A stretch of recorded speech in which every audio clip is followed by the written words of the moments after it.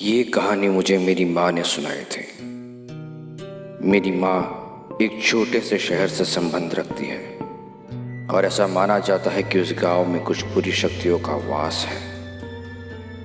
ऐसी एक बुरी आत्मा से सामना हुआ मेरे नाना जी का।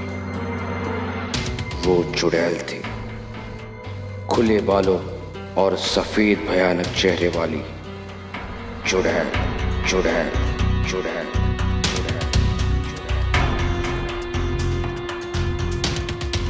ठंड का समय था। शहर में घना कोहरा छाया हुआ था।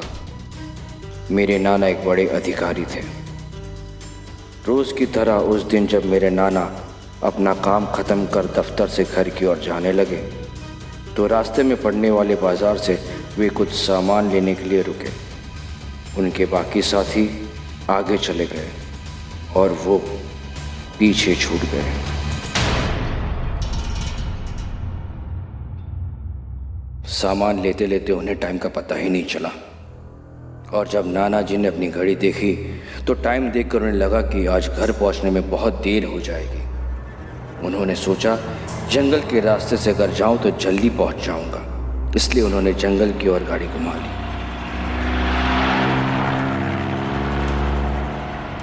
काफी अंधेरा हो गया था। नाना जी तेज गति के साथ गाड़ी चला रहे थे, लेकिन उनके गाड़ी के आगे एक औरत आ गई और उन्हें झटके से ब्रेक मारनी पड़ी।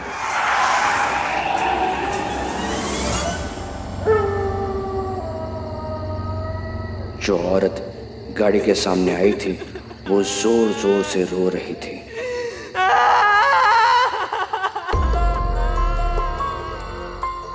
नाना जी को लगा कि वो जरूर किसी मजदूर की पत्नी होगी जो रास्ता भटक गई है। रास्ता सुनसान था, इसलिए उन्होंने सोचा कि इस महिला की मदद की जाए। उन्होंने उस औरत से पूछा कि वो यहाँ अकेले क्या कर रही है। उसने कोई जवाब नहीं दिया और जोर जोर से रोने लगी। ऐसा लग रहा था मानो सारा जंगल उसकी आवाज से गूंज रहा हो।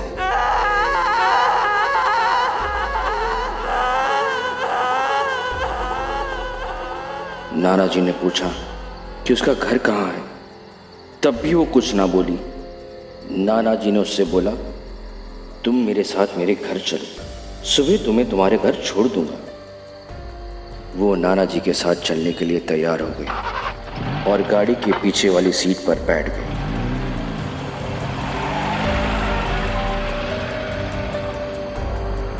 रीति रिवाज के कारण उसने अपने सिर पर घूंघट डाल रखा था, जिसकी वजह से उसका चेहरा छिपा हुआ था। घर पर सब नाना जी का इंतजार कर रहे थे। जैसे ही गाड़ी की आवाज आई सब भागकर इकट्ठा हो गए। जब उस महिला के बारे में घर में पूछा गया तो नाना जी ने सारी कहानी बताई। नाना जी ने कहा, आज खाना यही बना देगी। लेकिन मेरी माँ को उस महिला पर शक हो गया। उन्हें लगा कि ये कोई चोर है जो घर का सामान चुराकर भाग जाएगी। माँ ने उसे रसोई में जाकर खाना बनाने को कहा। वो बिना कोई जवाब दिए वहां से चली गई। रसोई में सारा सामान रखवा कर मेरी माँ ने उससे कहा कि सब भूखे हैं, इसलिए जल्दी खाना बना दे। उसे रसोई में भेज तो दिया, लेकिन माँ का मन अभी भी शांत नहीं हुआ। 10 मिनट बाद माँ रसोई में पहुंची तो देखा अभी भी वो थैले में से मछलियां निकाल रही थी। ये देखकर माँ को गुस्सा आ गया। उन्होंने उससे बोला कि अभी तक तुमने खाना बनाना शुरू नहीं किया, कब बनेगा और कब हम खाएंगे? उसने कोई जवाब नहीं दिया। उस महिला का चेहरा अभी भी ढका हुआ था। माँ उसका चेहरा देखने की कोशिश करती रही, लेकिन उन्हें उसकी झलक भी दिखाई नहीं दी। उन्हें लगा कि शायद अनजान लोगों से डर रही होगी। माँ ने कहा, कोई ज़रूरत हो तो बुला लेना, लेकिन फिर भी वो कुछ नहीं बोली।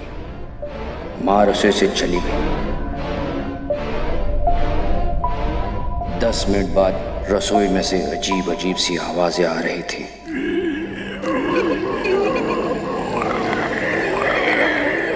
जब माँ रसोई में पहुंची तो रसोई का दृश्य देख माँ डर गई। उनके पैर जैसे वहीं जम गए। उनके गले की आवाज़ नहीं निकल रही थी। उन्होंने देखा वो औरत रसोई के स्लैब पर बैठकर कच्ची मछलियां खा रही थी।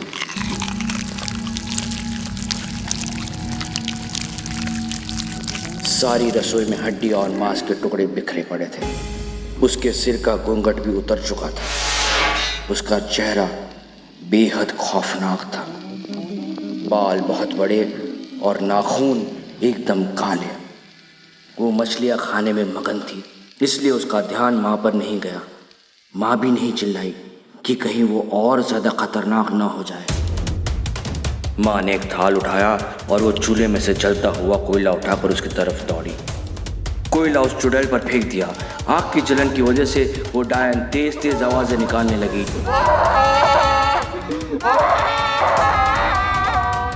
उसकी आवाज़ सुनकर सारा घर इकट्ठा हो गया। उसकी आवाज़ इतनी तेज थी कि आसपास के लोगों का भी बाहर जमावड़ा लग गया। वो डायन लोगों की भीड़ को हटाते हुए जंगल की ओर भाग गई। सारे लोग डर के मारे कांप रहे थे और मेरी माँ की हिम्मत की दाद भी दे रहे थे कि अगर उन्होंने सही समय पर कोयले से उस डायन को नहीं भगाया होता तो ना जाने आज क्या हो जाता।